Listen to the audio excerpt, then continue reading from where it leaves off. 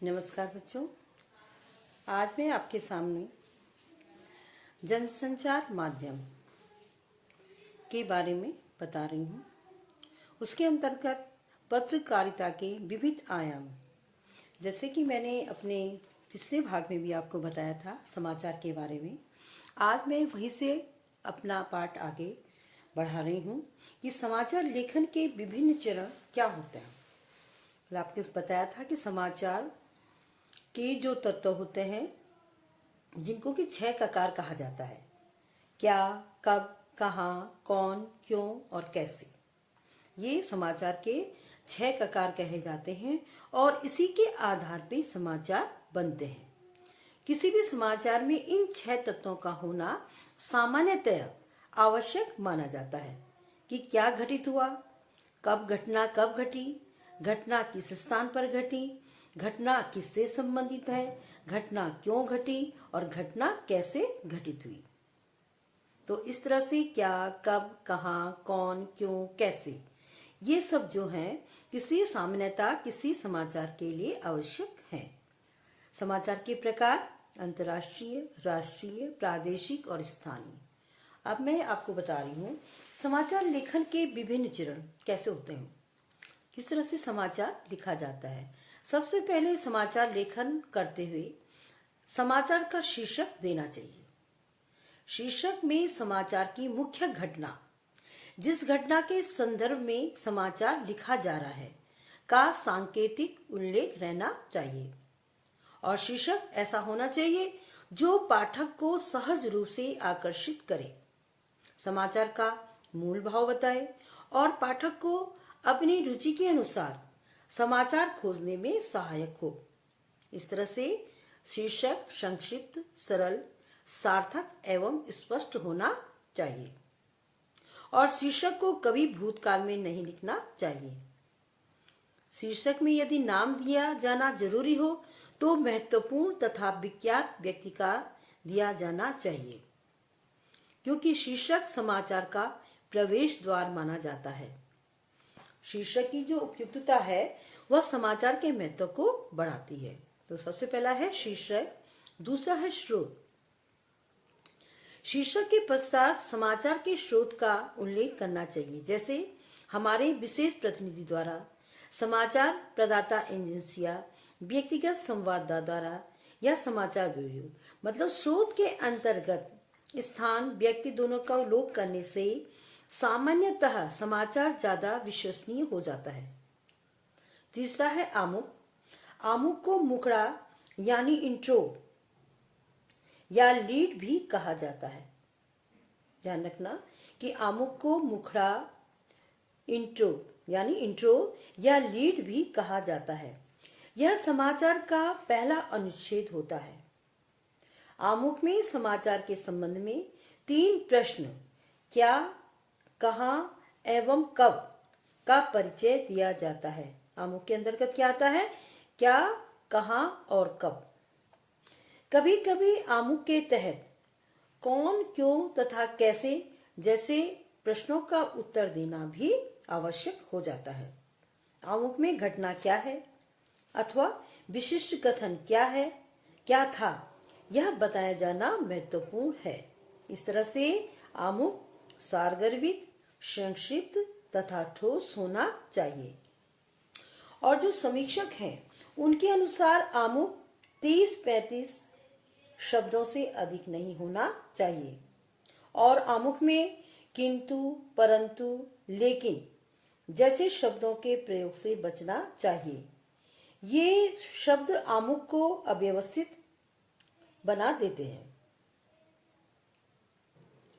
Harold events के अनुसार समाचार के भीतर छिपे किसी संकेत शब्द को ही आमुख का आधार बनाया जाना चाहिए।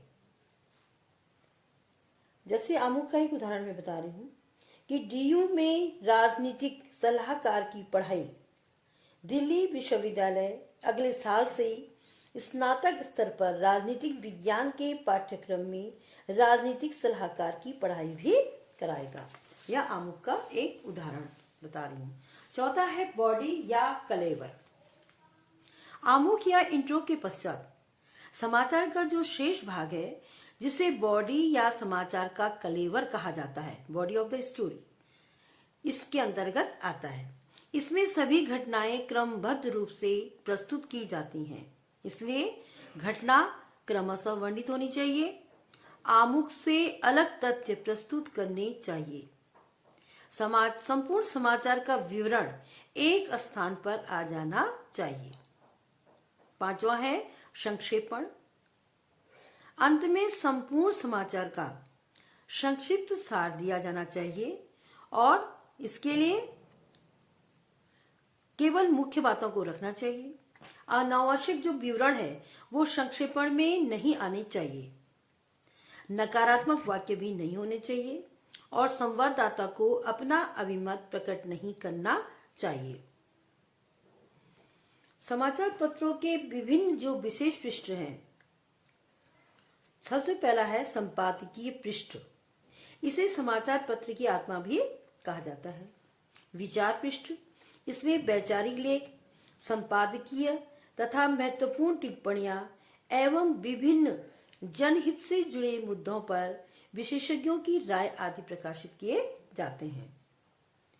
आगे है बिजनेस पृष्ठ। व्यापार और अर्थ से जुड़ी खबरों के इस पृष्ठ में व्यापारिक, वाणिज्यिक एवं अर्थ जगत की खबरों को स्थान दिया जाता है। प्रदेश पृष्ठ, इसमें देश के विभिन्न प्रदेशों की खबरों को तथा विशेष रूप से जिस प्रदेश से उनका विशेष संस्करण प्रकाशित होता है उससे संबंधित समाचारों को प्रादेशिक खबरों के पृष्ठ पर प्रकाशित करते हैं, जैसे नई दुनिया का प्रदेश पृष्ठ। स्थानीय पृष्ठ, मध्य प्रदेश के बजट में इंदौर शहर को क्या मिला, बजट से जुड़ी खबरों को दर्शाता नई दुनिया पत्र का इंदौर विशेष पृष्ठ स्थानीय समाचार का उदाहरण है। ठीक है। अब ये है कि समाचार पत्रों की जो कार्य पद्धति है उससे संबंधित क्या कौन कौन से व्यक्ति हैं। उसमें है कोई भी समाचार, देखिए, मॉडर्न, फैक्स, इंटरनेट, ईमेल तथा संवाददाताओं द्वारा समाचार कक्ष में आता है। मॉडर्न है, फैक्स है, इंटरनेट है, ईमेल है या संवाददाताओं द्वारा समाचार कक्ष में आता है और इसी कक्ष में समाचार का छपने के लिए चयन किया जाता है कि कौन सा समाचार छपेगा, कौन सा नहीं। समाचारों के चयन का उत्तरदायित्व संपादकीय विभाग का होता है और संपादकीय विभाग में बहुत से लोग कार्य करते हैं। समाचारों के चयन का उत्तरदायित्व किसको होता है? संपादकीय विभाग का। और संपादकीय विभाग के अंतर्गत बहुत सारे लोग होते हैं, जैसे संपादक। यह संपादकीय कार्य करने, निरीक्षण एवं निर्देशन करने वाला व्यक्ति होता है। इसका प्रमुख कार्य संपादकीय विभाग को चुस्त दुरुस्त बनाए रखना है। यह सभी लोगों को हैंडल करते हैं। स्थानीय संपादक, समाचार पत्र के स्थानीय संस्करण में छपने वाली खबरों का उत्तरदायित्व स्थानीय संपादक का होता है। समाचार संपादक, संपादक द्वारा सौंपे गए सभी कार्यों को अपनी देखरेख में कराने एवं संपादकीय विभाग में तालमेल बनाए रखने का कार्य करता है। उसके बाद है सहायक संपादक। वैचारिक लेख, अग्रलेख, संपादक के नाम, पत्र इत्यादि सामग्री का चयन करके इन्हें प्रकाशन योग्य बनाता है। समाचार उप संपादक पत्र पत्रिका की नीति के अनुरूप विभिन्न स्रोतों से प्राप्त समाचारों को छपने योग्य बनाता है। पृष्ठ प्रभारी समाचारों का चयन करके उनकी गुणवत्ता के आधार पर उन्हें विभिन्न पृष्ठों पर स्थान देता है।